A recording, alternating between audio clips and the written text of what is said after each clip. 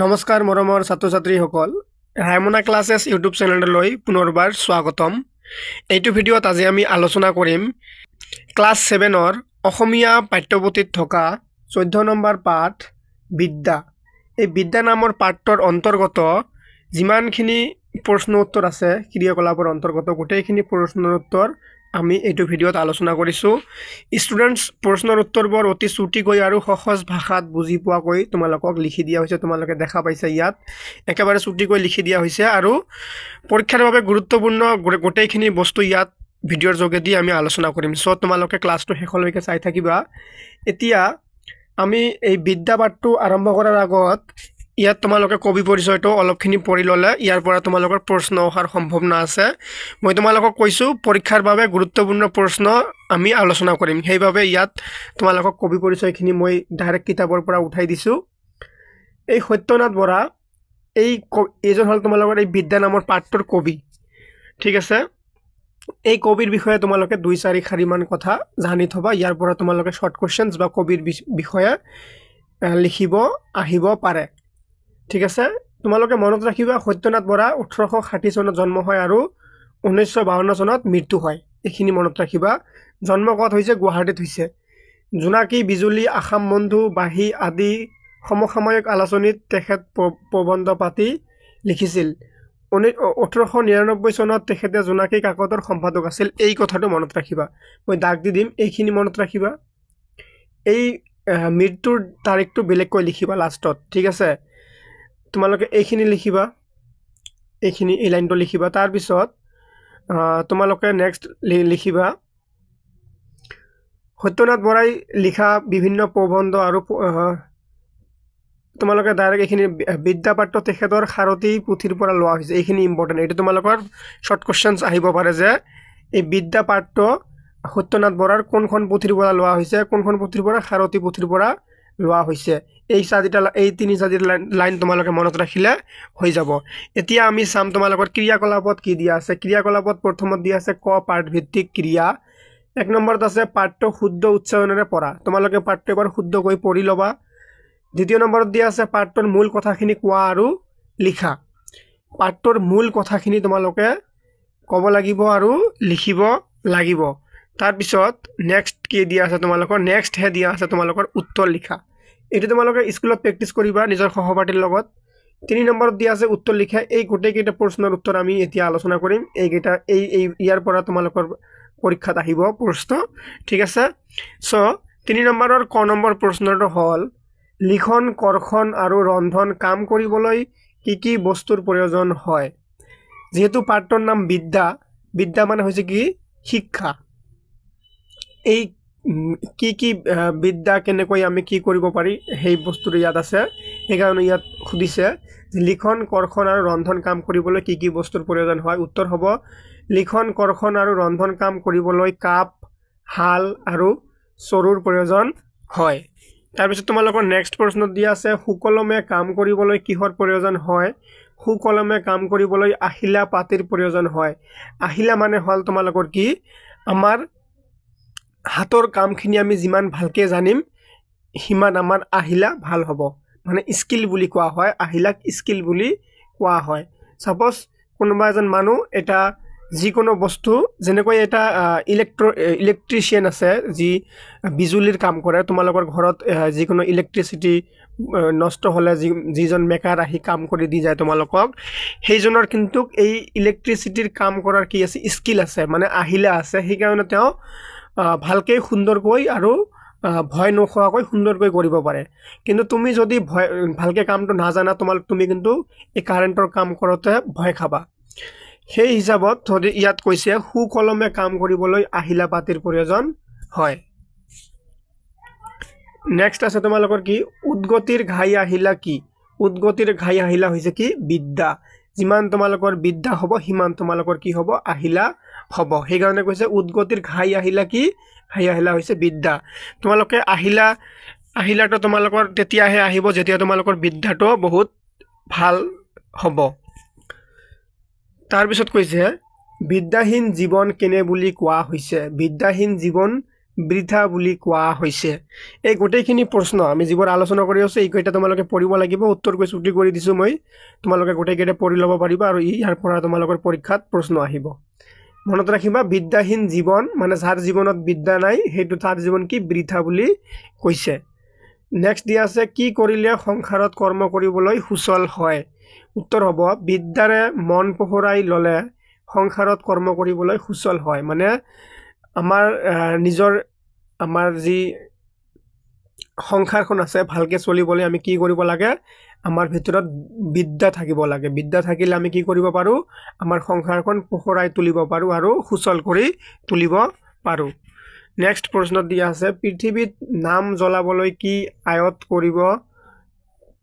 কৰিব লাগে আয়ত্ত হ'ব ইছু একচুয়ালি কি আয়ত্ত কৰিব লাগে পৃথিৱীত নাম জ্বলাবলৈ বিদ্যা আয়ত্ত কৰিব লাগে এইটো আয়ত্ত হ'ব বিদ্যা আয়ত্ত কৰিব লাগে নেক্সট দিছে কি কৰিলে খনিকৰে আন্ধাৰত চিত্ৰ আঁকিব নোৱাৰে কি কৰিলে খনিকৰে আন্ধাৰত চিত্ৰ আঁকিব নোৱাৰে ইয়াৰ উত্তৰ কি হ'ব লিখনি থাকিলেও খনিকৰে আন্ধাৰত চিত্ৰ আঁকিব নোৱাৰে কি কৈছে লিখনি থাকিলেও খনিকৰে আন্ধাৰত চিত্ৰ আঁকিব নোৱাৰে তাৰ পিছত এতিয়া তোমালোকৰ 4 নম্বৰ দি আছে সত্য নে অসত্য লিখিব লাগে তলত কিছুমান এনেকৈ বাক্য দিয়া আছে এই বাক্যখানি তোমালোকৰ পাঠৰ পৰা উঠাই দিছে এই বাক্যটো তোমালোকে পঢ়ি ক'ব লাগে এইটো সত্য হয় নে অসত্য হয় এতিয়া আমি চাম এইটো কোনটো সত্য কোনটো অসত্য বুলি আৰু ইয়াৰ মাজতে মই তোমালোকক কৈছো তোমালোকে যদি ক্লাছটো বুজি পোৱা তোমালোকে ইয়েস বুলি লিখিবা তেনেহলে মই গম পাম যে তোমালোকে ক্লাছবোৰ বুজি পাই আছা 1 নম্বৰত দিয়া আছে বা ক নম্বৰত দিয়া আছে কাপ নহলে লিখন কাম কৰিব নোৱাৰি এইটো কি হয় সত্য হয় কাপ নহলে লিখন কাম কৰিব নোৱাৰি নেক্সট কি দিয়া আছে বিদ্যাহীন জীৱন সুখৰ বুলি সকলোৱে স্বীকাৰ কৰে বিদ্যাহীন জীৱন সুখৰ হ'ব নোৱাৰে বিদ্যাহীন জীৱন সুখৰ বুলি সকলোৱে স্বীকাৰ নকৰে হয়তো কোনোৱে কৰিব পাৰে কিন্তু বেছিভাগে নকৰে আৰু বেছিভাগে সুখী নহয় বিদ্যাহীন জীৱনটো ইমান ভাল হ'ব নোৱাৰে হেতু কি হ'ব অসত্য হ'ব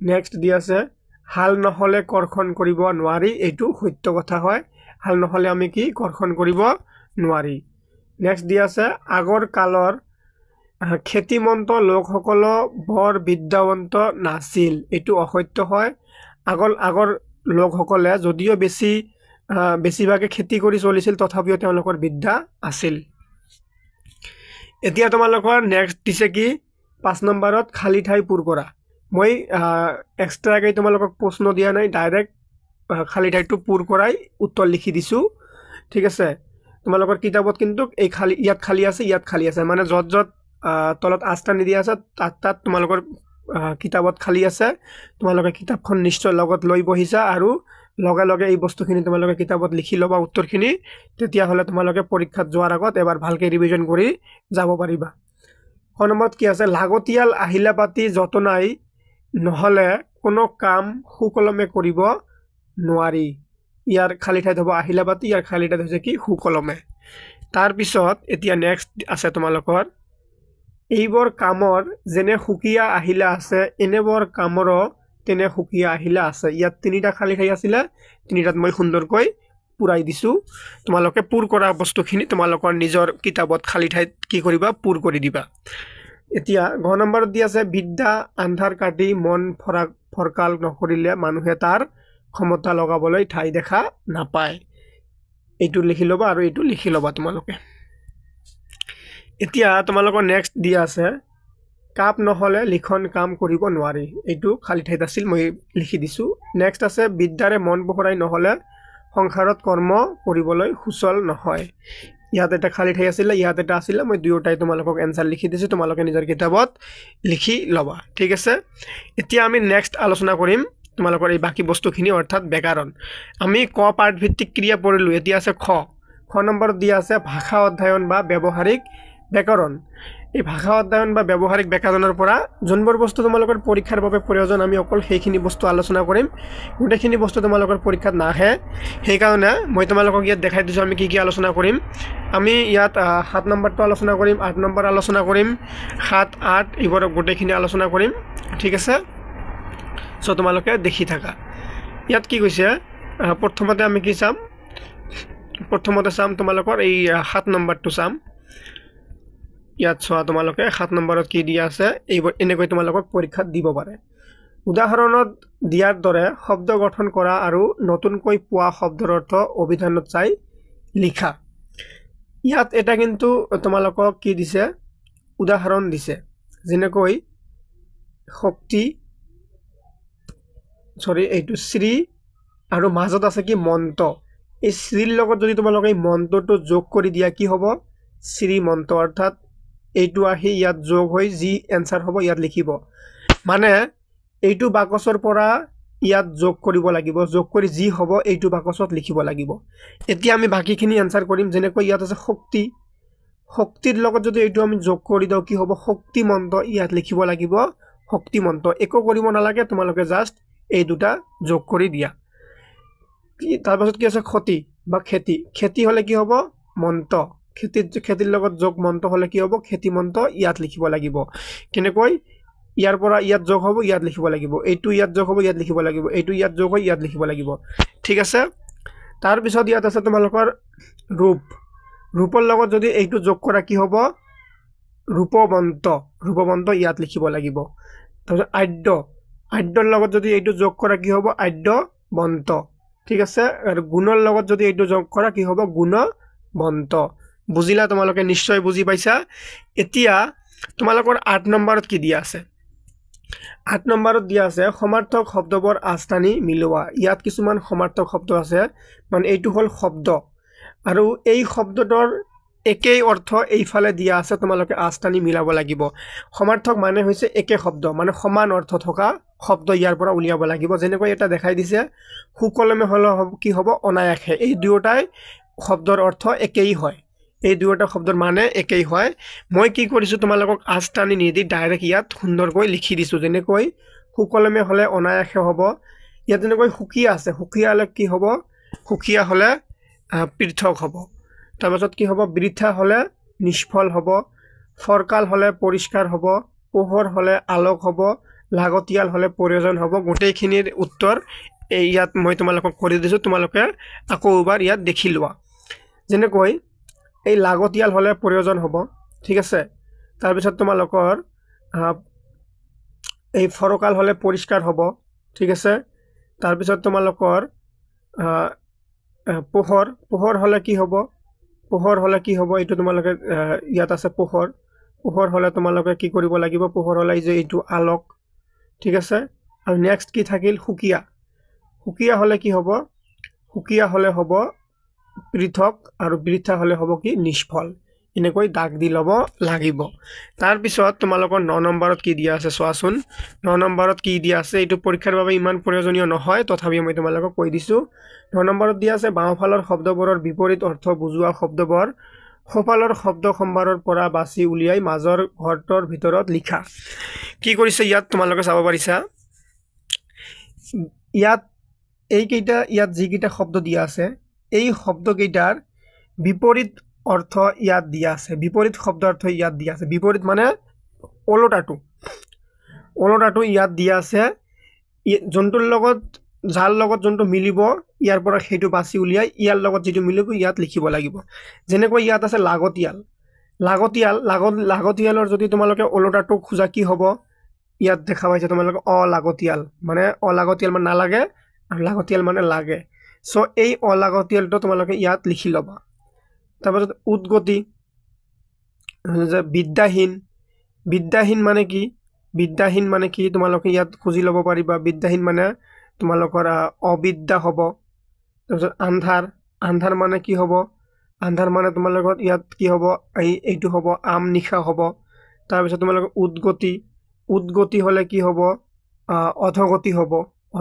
অধগতি হ'ব এনেকৈ তোমালোকে ইয়াত জন্তুৰ লগত জন্তু মই তোমালোকক কৈ দিছো হেতু লিখি লবা ঠিক আছে এইখিনিতে স্টুডেন্টস তোমালোকৰ পাঠত থকা যিমানখিনি প্ৰয়োজনীয় বস্তু মানে পৰীক্ষাত আহিবলগীয়া যিমানখিনি বস্তু আছে গোটেইখিনি আমাৰ আলোচনা কৰা হৈ গল আশা কৰিছো তোমালোকে ক্লাছটো বুজি পাইছা সো তোমালোকে চেনেলটো সাবস্ক্ৰাইব কৰিবা আৰু ভিডিঅ'বোৰ লাইক কমেন্ট কৰি শেয়াৰ কৰি দিবা ধন্যবাদ সকলোকে